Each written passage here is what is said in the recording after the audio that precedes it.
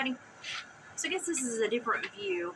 I'm in a very large dress that used to fit me much better, but is now getting very, very large on me because I'm shrinking. I came out here to pick up the things that I had polyurethane, the crafts I've been doing. You can see my scarecrows in the swing where they've been drying. And then I've made some cute little stuff like this that says, "Hey, pumpkin." And let's see here, what else have I made? Hello, fall.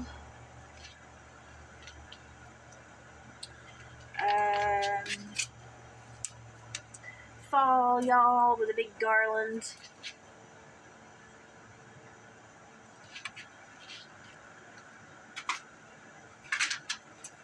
And then autumn leaves and pumpkins, please. So there's the leaves. Autumn leaves and pumpkins, please. And they've all got these little tags. This one says fall, y'all.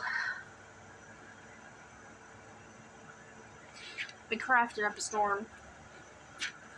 So today is going to be a Mounjaro update because I actually got to go weigh. See how much I'm shifting? Look how big this is getting on me. I need like 3 sizes down now. Mounjaro update. Even though I didn't want to count, I wanted to take 10 pounds off of this for fluid because I really feel that 10 pounds of this is just fluid. It's not fat. But my doctor's like, it all counts, Elizabeth. It all counts. And so I'm like, okay, praise the Lord, it all counts. So I'm between 23 and 24 pounds in 2 months. And I'm just on the 5 milligram. I did 1 month on the 2.5. And that's when I lost all of the fluid. And then this second month on the 5 milligram, I've lost the fat. I'm going to stay on the 5 milligram. I don't really want to go on the high milligram stuff. I want to be on the lower milligram, so I'm doing most of the work myself. So I am at 23, 24 pounds lost. You can tell when you look at my face. This right here especially. You get starting to see the cut in my traps again. Starting to see the muscles pop out instead of just the fat. Somebody said, I feel so bad for you because the trolls bother you so much. No, they don't. No, they don't. And then somebody said, well, how do you feel when a troll comes to your page to bother you? I feel like, you know, when you walk into a gas station and there's the drunk that is at the front door going, buy me a beer, buy me a beer, buy me a beer, buy me a beer. That's how I feel. I feel that the trolls are someone that's in a very disassociated and disconnected mindset, and they're just trying to emotionally or physically cope with the pain by doing something that alleviates their own pain momentarily, but it doesn't fix it. So they're caught in the cycle of fixing something momentarily, but not fixing it for good. And they go to other people to knock them down for a quick fix. And you are their beer. You are the wino's beer. If you react to a troll, if you allow that troll to emotionally spank you, if you allow that troll to control your life or to tell you you can't be on the internet and you can't share your story, then you have basically just given a wino a beer. Because you have given that troll what they want, what they needed to momentarily cope, but not what they needed to fix the root cause of the issue. So you have just given them the fix they needed to continue this bad behavior. And so that's why I say to the trolls, good luck.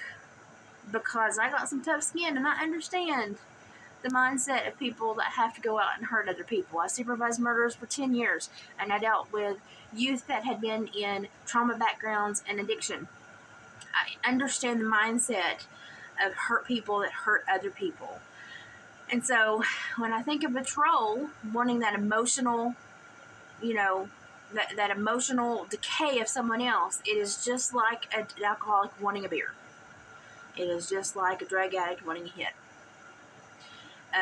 It's just a different coping mechanism that society has kind of put its gold stamp of approval on, is oh, we can do this. No, society, we can't. We can't without repercussions. And I refuse to live with your repercussions, and I refuse to join in to your little pity party and help people have repercussions. I'm trying to help people have aha moments instead of existential crisis. So I'm going to keep doing my Mounjaro updates. And I'm kind of on the back porch here, but as you can see, I'm getting smaller. I'm getting smaller, especially up here. I'm getting really smaller up here. I'm getting smaller. Knee ups, look, her knee came way up. Doctors and nurses are amazed. I'm walking more than I have in 6 years. Now, I had a flare at the first of this past week that was about 3.5 days long. That took me out, kind of slowed me down, had me in bed a little bit. I'm still going to have to cope with the flares. It's like MS when they have a flare. You just kind of have to set everything aside and deal with the flare. And that's okay. Because instead of having a couple of good days and then 3 weeks down, I'm having 3 good weeks and a couple of days down. I'll take it. I'll take it every day. So I'm seeing a lot of changes and a lot of benefits from this, from the weight loss, the fluid loss, and the mindset of just simply being more aware and doing more for myself. And having, like, I call Mounjaro the bumpers in the bowling alley. It's a tool. It helps me not get a gutter ball. Doesn't necessarily mean I'm going to get a strike, but it means I'm not going to get a gutter ball. And that helps me tremendously with the momentum of wanting to keep going. So I'm finding it a very satisfying experience, humbling, educational, in a lot of ways, I feel very victorious because I have what should be, terminal disorder spreading to all my organs. It's gotten to my digestive tract and my pancreas, but it seems to have stopped for the moment. Most of the time it goes to people's hearts. It's not gone to my heart. And I have gotten to this plateau where I'm functioning more than I have in 6 years. Now, I still don't have control over when the flares come and how bad they are, and it just takes me out. But I have more good days. I have more livable days. I have more days to make memories. I have more days that I'm happy to be on this earth and breathing and doing things. And I refuse to give anyone my joy in life. And that's kind of what I'm taking. You can't measure life with pain because we all have pain. And the pain we feel, it's like a bus stop. You think when you're sitting on that bench that you're waiting on that bus forever and that's the only thing you're doing. And so when you feel an emotion, you feel like you're on an emotional bus stop bench and you're just stuck there. This is the only emotion you can feel. But you're going to get on that bus and then get off at another bus stop, and that's a new bench and a new emotion. So I just try to remember on the bad days that this is not the emotion I'm going to feel for the rest of my life. This is just the emotion for today. And tomorrow may be an even better day. And the next day may be an even better day. And yes, I may have bad days, but those are just emotional bus stops. I'm just going to sit on that bench for a little while. And then I'm going to go on and have a better day. I'm going to find a new bus bench to sit on and get on a better bus. So I just try to look at the positives.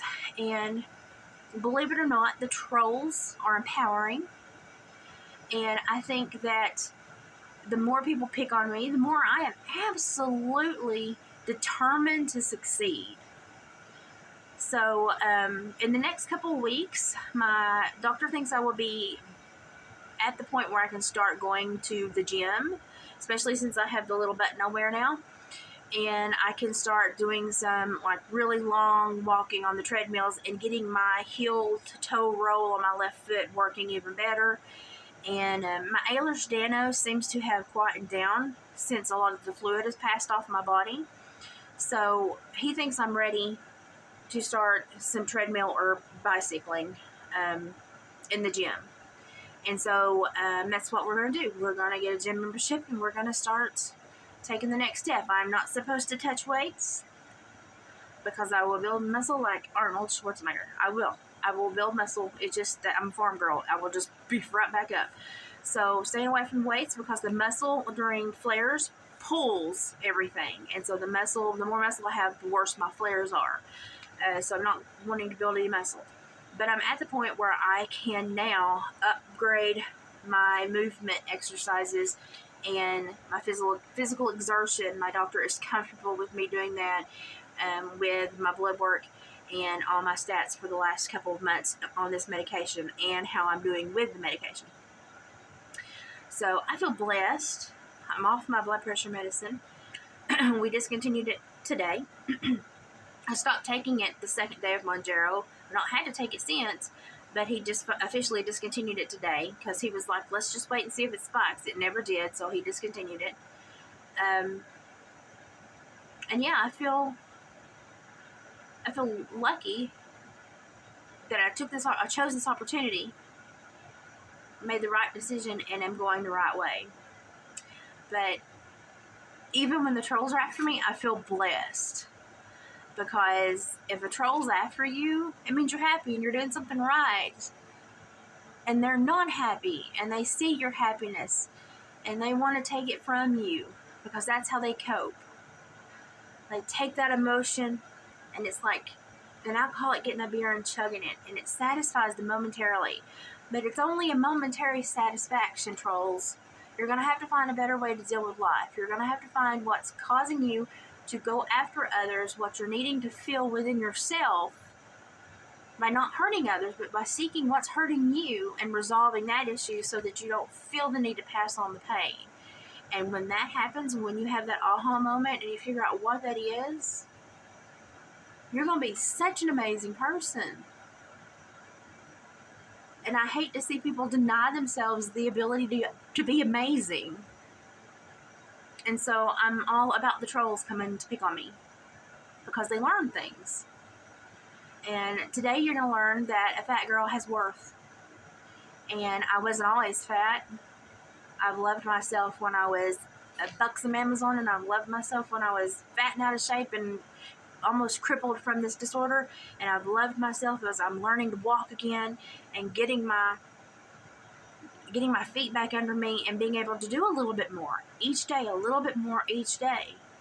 Now, could this disorder ramp up and take me down? Absolutely. Could it spread and kill me? Absolutely. Am I going to go willingly? No. Absolutely not. So, I think that's a lesson to be learned for everybody, is no matter what you're going through, the internal fortitude is what's going to help you get through it, not the external gratification you get from others or from hurting others. So everybody needs to do an internal fortitude check and see, what kind of strength do you carry inside? And if you have no strength, why do you go after others and try to take away their strength? Why don't you work on building your strength? Just a thought. That's where I am this week. I am a total of 24 pounds lighter than I was when I started this journey. It was 23 point, is right on the 24 line. And the nurse is like, I'm going to give you 24. I'm blessed. And I hope this keeps going. And I'm going to do everything I can in my power to keep it going. And yes, I know that I may push my body back into flare at times. But if it gets me down the road into a better place, it's worth it. So that's where I am today after my checkup. I came out here to get everything that I had polyurethane to take back in, and my fall crafts, and I'm having a resting day because I have done a lot this whole week, and today was just a resting day. It started with blood work, so I just kind of resting, blood work and a doctor visit. And if you're scared of this medication, or if the trolls are coming after you because you're sharing your story, don't be scared. Don't be scared. Because let me tell you what I told a friend recently. Even a farmer, when he plants his crop, knowing that it's going to yield him so much sustenance, so much benefit, so much good stuff, he has to stare at a horse's behind for like 3 weeks to plow the land, work the land, and get the seeds in. He has to stare at that horse's butt for a good solid few weeks to get all that done before the good stuff starts yielding. So if you're going through staring at your horse's butt phase, then maybe instead of sulking and saying I'm stuck in this horrible spot in life, maybe think, oh, this is my horse's butt phase. I'm tending my garden. And pretty soon it's going to yield substantially, and I'm going to have, life-sustaining sustenance. So think of it that way. Even when we get great things from the earth, and even when we get these wonderful gardens and these wonderful harvests, somebody had to stare at a horse's honeying for a few weeks to get that started. Nothing comes without a little bit of pain, or a lot. But if it doesn't hurt, it's probably not worth much. I'll leave you to think about that. I'm doing great. The first week had a mini flare, but it was like 4 days long. Came right out of it, not as bad as the others. And I'm averaging probably 30 to 40% of the discomfort that I was normally in. I'm blessed. Absolutely blessed. I want everyone else to be blessed. Even the people that don't like me. Because, something? God made you too. And you deserve to know your worth. And I hope one day you find it. But until you find yours, feel free to visit me, and I'll really let you know how much I understand, how much I'm worth. And I will show you how to understand your worth and celebrate your worth. And maybe it'll catch on. So, nothing good ever comes from breaking down another person. Life has curves, kiss your butt curves sometimes.